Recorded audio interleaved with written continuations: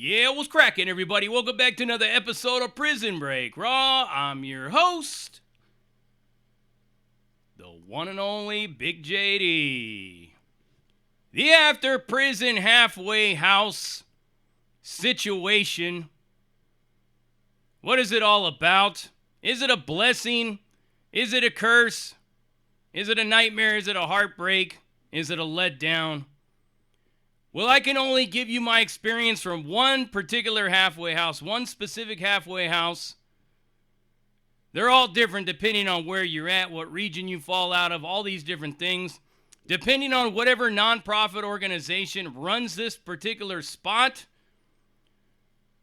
will determine what they give you and what they don't give you. Because there's really no set of rules. The only thing is their whole purpose in the BOP is to help you re-enter into society effectively, efficiently, and successfully. Okay. But anyways, I can't tell you anything about the halfway house system in the California Department of Corrections and Rehumiliation. Why? Well, because they don't have one. They don't really give a fuck over there. They give you $200, a swift kick in the ass, and tell you good luck, we'll see you soon. And you would think, in such a progressive socialist state like California, that they would actually care. They would actually bend over backwards to help you stay out of prison. Just ask many of us who've gotten out of that system, they'll tell you it's totally the opposite. Hence the reason why my political views are the way they are. California taught me that. But let's not make this political. So the halfway house system, I could give you one example from the OHH, the Oklahoma halfway house. Opportunity, hope, and help was their motto. It was seriously their motto. But the minute you get there, you realize there ain't a whole lot of opportunity. There damn sure ain't no help. And with no opportunity, no help, it leaves you with no hope. So that's how we kind of like recoined the phrase. So let me tell you what to expect. Let me tell you what I had to go through. But again, it's all about the mindset. Whatever your mindset is set to, whether you are destined to succeed or destined to fail, whether you think you're going to live off of that woman you met off of Plenty of Fish, starving her kids to death just so you can have some fucking brand new Levi's and some brand new kicks, kicking your feet up on her couch and playing Xbox or PlayStation 5 or whatever it is, doing nothing with your life. Meanwhile, your probation is just slipping further away towards discharge. And that's all you do. That's all you will ever amount to. That's what you're going to be. It's a mindset. And another one is if you fail to plan, you basically plan to fail. So a lot of these things I had to take into consideration before I left the BOP, before I left FCI Florence. I knew I better have a plan, and I better have an effective plan, and I better stick to that plan to the letter, or I'm going to fail. Why? Because I never lived in Oklahoma, didn't even know the state existed, had no family there, had no support there, didn't have a woman I met off of Plenty of Fish there, didn't have a church to go to, a synagogue, a mosque, anything like that. I was basically left with $38 a shirt on my back and said, good luck.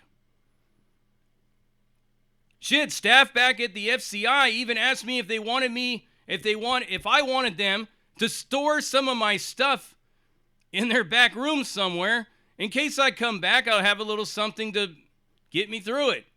Nope, I gave everything away. I bit into the usual lie that you hear, and I learned very fast that every halfway house is different depending on what state you go to. I could tell you some of the things I've heard from some of these other states and other places. Some of them a lot more terrible than the one I was in. But the one I was in, so I released. I left everything behind. Those people came in from like workforce and all that stuff. Stroked our dicks off talking about, oh yeah, man, you're going to get vouchers for work clothes and job searching clothes. You're going to get bus passes and food stamps and blah, blah, blah, all that shit. None of that was forthcoming when I got to this halfway house. I couldn't even get a cell phone as I was leaving. I couldn't even get nobody to send me anything. Like I said, my mother was dead. My sisters were pretty much done with me. Anybody that ever hung on over all those previous years of me being in the CDC were already gone, dead, or locked up themselves. So what did I have? I didn't have nothing. And I even said, well, how much money you guys going to give me? Can I stop off the store and buy a cell phone? Absolutely not. You can't stop anywhere. You got to go straight to the Greyhound bus station, and you better not leave, and you better not miss your bus. Or guess what? You're an escape con. All right, easy enough, right? I left almost pretty much everything to all the homies and who's what and what not. Walked out of there with some flip-flops and the regular khakis that they give you in the feds. Go to R&D. Walk in there. They only have one size of sweatpants, size 8X. I had a shirt, a t-shirt that I brought. It was the only thing that I brought with me, right? A pair of boxers and a pair of socks. And that was how I left. With all my legal paperwork, my RDAP books. They gave me the card, and I'm thinking, well, they're probably going to give me a couple $100 like the CDC, right? Nope. 38 bucks. They actually gave me $15 to eat. Can you imagine trying to eat 3 times with 15 bucks? Next to impossible. I could only eat one time, and I was starving my ass off because every time we would stop somewhere, somebody was getting nachos or hot dogs or burgers or pizza or this or that. My stomach was growling so loud, man. I was like a starving Somalian in that fucking bus. But by the time I got to Amarillo, I met this chick who was getting out of the Arizona prison system. That was a fun time, all the way from Amarillo, all the way to Oklahoma City. Finally, when I get there, I'm like literally minutes away from being considered an escaped convict. The bus was late. I don't know what happened. But I only had a few minutes to spare, and I had no idea where I was at. Nobody would let me use their cell phone, and I was just asking, can somebody please call me a cab? And this lady goes, you know what, sir, I already called you a cab. It should be waiting over there. All right. So I get in the cab, show him where I'm supposed to go, and he locks it into his, meantime, the time's ticking away. I'm almost an escape con. Drives down the road. He makes a wrong turn, finally gets me to my destination. I'm about 1 or 2 minutes late, a few minutes late. I can't even exactly remember. Let's just say I was 3 minutes late. I'm banging on the door because it's locked. Some little white chick comes running out. She's got like orangish, blondish, spiky hair like a little punk chick, glasses. She barrels through the door, pushes the door open, runs out in the parking lot, bleh, throws up all over the place. I'm like, okay, what's up with this chick? And I asked her, I said, what's the matter? You coming down from the heroin? She goes, no, I work here. Oh, okay. Well, goddamn, what do you got, like a flu outbreak in here or something? Do I need to be aware? What's going on? So the minute I get there, I realize that as a federal inmate placed in reentry, that I can have a cell phone, but I can't have a smartphone. And I'll tell you a little bit about why that is here in a minute, right? But if you're from the state, if you're from the DOC of Oklahoma, you ain't getting no phone. Imagine how that looks, right? You're looking at a bunch of federal inmates with phones, and you can't have one in the DOC. That must suck, right? How do these people get jobs? Because before I even got that phone, I had to rely on the pay phone or the little phone that was on the side, and you literally had to smash the numbers in just to get that shit to dial. So finally, daybreak comes. They put me into some back room somewhere in one of the wings. There's literally like 15 people in this room. The lights are blaring. It's like 2, 3 o'clock in the morning. Radios are blaring. People are on their phones, drinking, just hooting and hollering. Nobody's doing shit. I'm like, do these people even work?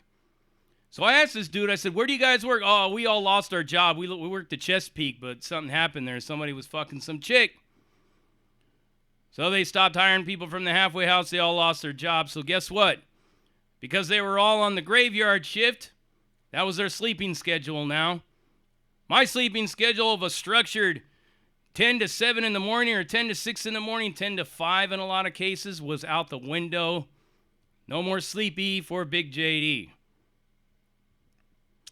All right. So I finally, they called me out there to go take a piss test, to go down to the office. Take a piss test. It pops clean, of course. So then I started asking them questions. I'm like, hey, so how do I access Workforce? They go, what's that? I go, Workforce. Aren't you guys supposed to give me a voucher for some like work clothes and some tools and some, a couple of dress for success type of suit so I could find a job? They looked at each other and laughed. All right. Well, you guys going to give me a voucher so I can get my driver's license? I need to transfer the Texas State driver's license over to Oklahoma. They looked at each other and laughed. Well, do I at least get a bus pass out of you guys? Yeah, we got bus passes. We give them to you, but you got to bring them back. What happens if I lose it? If you lose it, you got to pay us $100. All right, so I better not lose the bus pass, right? So what do I do? Like, what's my next move? I got my birth certificate. I got my social security card. I need my ID, right? Or how am I going to get a job here? You guys ain't going to help me do it. How do I do this? Oh, well, you got to get your family to help you out. Okay, well, I don't have any family here. So what do I do now? And they go, bummer. Yeah. All your tax dollars, your federal tax dollars. And don't say, well, no, that's only people in Oklahoma. No. I'm a federal inmate. Guess what? You're paying for it in fucking Anchorage, Alaska. You're paying for it in Boise, Idaho. You're paying for it in Detroit, Michigan. You're paying for it in Los Angeles, California. You're paying for it. That's where your tax dollars are going, for that kind of shit. All right. So I finally managed to get myself a cell phone, but you can only have a little dummy phone, a little Nokia dummy phone, talk and text only. No internet access whatsoever. So I couldn't get any money. I couldn't get any vouchers. They told me to go to some place. I forget what it was called, and they'll give you an ID. I said, no, I want my driver's license. I don't want an ID. I want a driver's license so I can drive. Maybe I can get a driving. Oh, you can't get a driving job. Why can't I get a driving job? Oh, you just can't. Okay. So where do I go to get this driver's license? They go, well, you got to go down to the tag agency. Now, mind you, I'm from California. There's no such thing as a tag agency in Cali. It's the DMV. That's it. So that's what I'm asking them. Where's the DMV? They're like, what's that? I go, where I get my driver's license. Oh, you mean the tag agency? No, the DMV. There's no DMV here. So, well, where are you from? I go, I'm from Cali. Well, this ain't California. We have a tag agency. Okay, so where's this tag agency at? Well, you got to go down east on Broadway. I said, I'm not from here. You're going to have to, explain it to me. You're going to have to give me a map. So she tries to click on her computer. I don't know what happened, but she couldn't. She goes, well, just go east. And I go, well, which direction is east? She goes, well, just go out there. You'll figure it out. Okay, so I go outside. You know what I had to do? I had to use my Viking navigational skills. I looked at the direction the sun was rising and just started walking into the sun. I figured that'll take me to where I need to get. I get lost. I'm wandering around in these botanical gardens. Finally, I ask somebody where this tag agency is, and they lead me to it. I got to go upstairs into some old rickety building that's a historical landmark because they're really big on historical landmarks here in Oklahoma City. And I find the tag agency. Yeah. Guess what happens when I go into this tag agency? Well, you mean you have an out-of-state license? Yeah. Oh, we can't do that here. You got to go to the DPS office. Back out the door, back over to the halfway house. I told the lady, I said, you sent me to the tag agency. They told me I got to go to DPS. She goes, oh, yeah, you're from out of state. Yeah, you got to go to DPS. So how do I get to this DPS? Luckily for me, there was somebody that was actually going there. So I just followed them. Like a little kid on the little leash that you pull around. Everywhere that motherfucker went, I was going. And if that dude was going to detour somewhere off and go get high or go get some pussy or something like that, guess what? I'm fucked. Because I wouldn't have been able to find my way back to where I was. I had to literally watch and look at all the street signs and everything in case that happened. Hopefully he didn't want to stop before we got there. But he went straight there, so it was fortunate for me. Couldn't get my driver's license, though, because it had expired before I can switch it over to Oklahoma. So I was fucked. I had to get an ID. I spent all my money on an ID. I had nothing. That's it. So at least I got this phone coming. Somebody sending me a phone. I got my ID. I'm beating the pavement up every day, going to the Goodwill Center, trying to find a job. Can't find no work nowhere. I'm beating that pavement up twice, and if I can get away with it 3 times a day, because those passes are instantaneous, they could just approve them right there at the front. Normally, you need your counselor to approve anything else, but when you're going to the Goodwill Center to get a job, they have to let you go. So I'm going there. I get an offer for Dunkin' Donuts. They don't want to hire me because of the bank robbery. Finally, I look at a place called property management where they basically take all your money and give you a couple of pennies here and there, and then they save the money and give it to you when you get out of the halfway house, and the halfway house takes the rest of your money, so you're virtually left with nothing, right? So I decided to get a job at Batliner, which was sorting trash. Sorting trash. Couldn't even get a job at Batliner. So what was I going to do? Time was ticking away. I was wasting away. So finally, I contacted this hotel, 21C Museum Hotel, and I got hired as a steward, a dishwasher. $10 an hour. No dress clothes, from dress to success, workforce, or anything to go give you a suit to find a job. I dug a dress shirt out of the trash that had ring around the collar and a big giant coffee stain on the side. Tucked it into my size 8 sweatpants with my flip-flops on, and I went to my job interview just like that. Told the dude, for God's sakes, just give me a chance. Just give me a chance. I'll do this job. And I busted my ass in there. I could safely say I'm probably the best dishwasher in the city. Because that's how bad I wanted it. So the halfway house is set up pretty bleak and pretty depressing. There's a lot of weird cats in there, and you don't know who's who. You start paperwork checking, you're out of there, buddy. You are gone. So for all these tough guys and these super high power level 5 killers talking about paperwork and all that, I promise you, you will not be paperwork checking in this place. Why? Because your freedom will be at stake. I've seen some of the baddest of the baddest come in there. Not a ne'er one of them is checking paperwork. Your bunkie in your room, it might be a 4-man room, 6-man room, 8-man room, 12-man room. One of them people might be sniffing seats. Another one might be a diaper sniper. A serial rapist. Who knows what the fuck is in there, right? You have no clue what's in there with you. Luckily for me, I was in a 4-man room and there was only 2 of us in there. And the guy who was in there was from the camp, and he was quick to want to show me all these things. And I said, you're from the camp. I already know you ain't got no weirdo sex shit. Now, if he's a rat or not, I have no idea. I don't really care because I'm not doing anything. But now here's why you couldn't get smartphones in this place. But people had them, of course. Almost everybody had a smartphone. Guess who didn't have a smartphone? Me.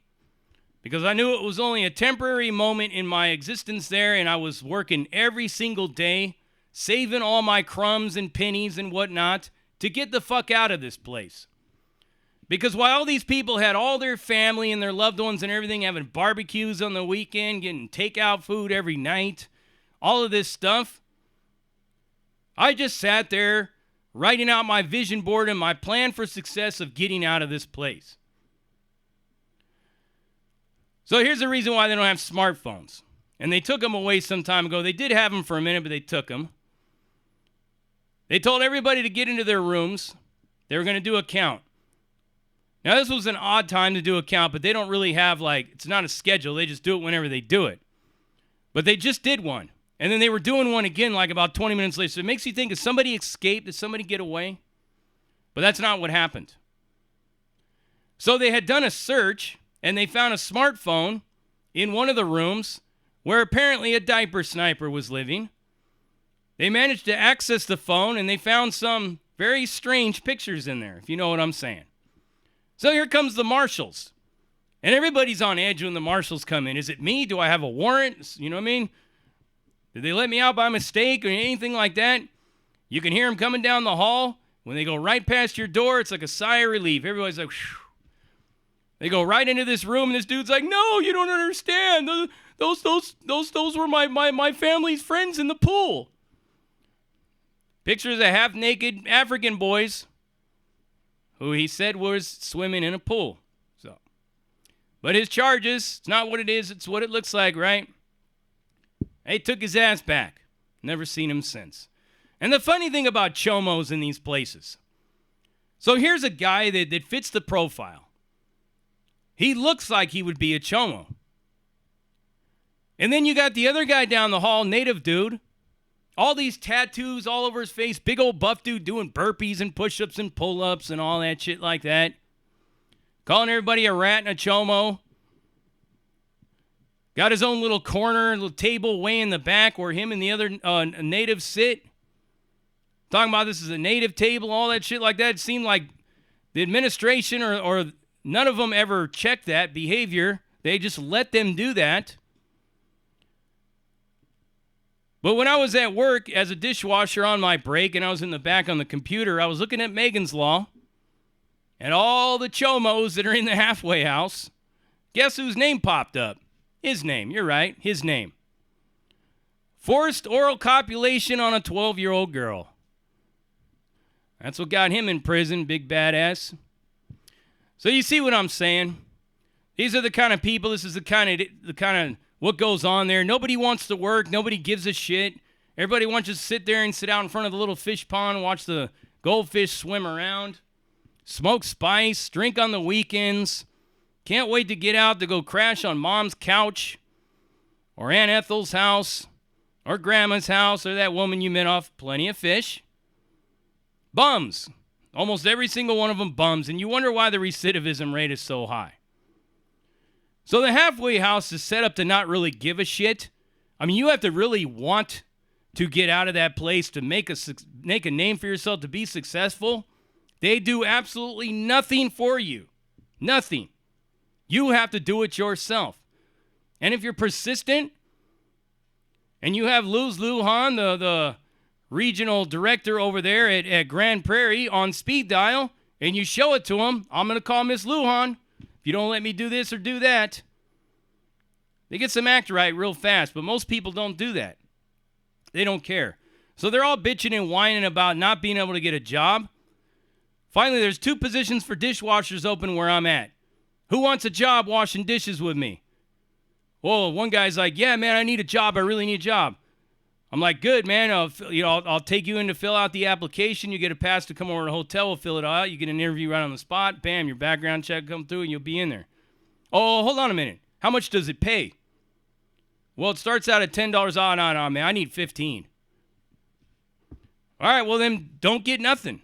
You're either going to take the $10 or you're going to sit here and continue to look at the fish. And that's the mentality, the immediate gratification. They got to have it all right here and right now.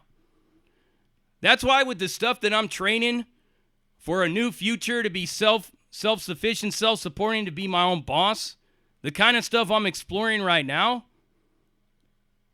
I don't look at it as it's going to be $1,000 a day. I look at it as if I make $200 a day, I'm making what I'm making now for 10 to 12 hours of work, I'm successful. I have a lot more freedom and time to spend with my family, to go back to school if I want to, and make the same amount of money I'm making now. Most people don't look at it that way, so that's why when they go to the halfway house, they fail. Because they fail to plan and they plan to fail. It's as simple as that. They think the halfway house is supposed to roll out a red carpet for you and do it all for you, but you got to do it yourself. You got to get off your ass and you got to make moves. You got to make it happen. You got to get your hustle on. All these so-called hustlers and gangsters and slangers and this and this and that, I didn't see a whole lot of hustle all around me. Out of a population that is at max 100%, I would say that not even 10% of them are actually doing what they're supposed to do to make their lives better. And the rest of them are just waiting to go back to the state or to the feds. So it's a mindset. The halfway house is a mindset. People get too caught up in the optics and the specifics of it and everything and how much they don't give a shit and why they don't help you and they don't give you anything.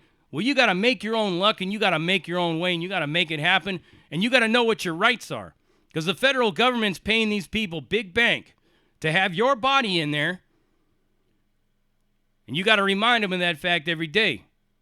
And when that happens, you could turn your halfway house experience into a blessing instead of a nightmare. You already know what it is. You heard it right here. Risen Rank Raw, uncut, uncensored, no holds barred, non-sugarcoat, not politically correct, all up in your face, slapping you with that dick of reality. And I'm out.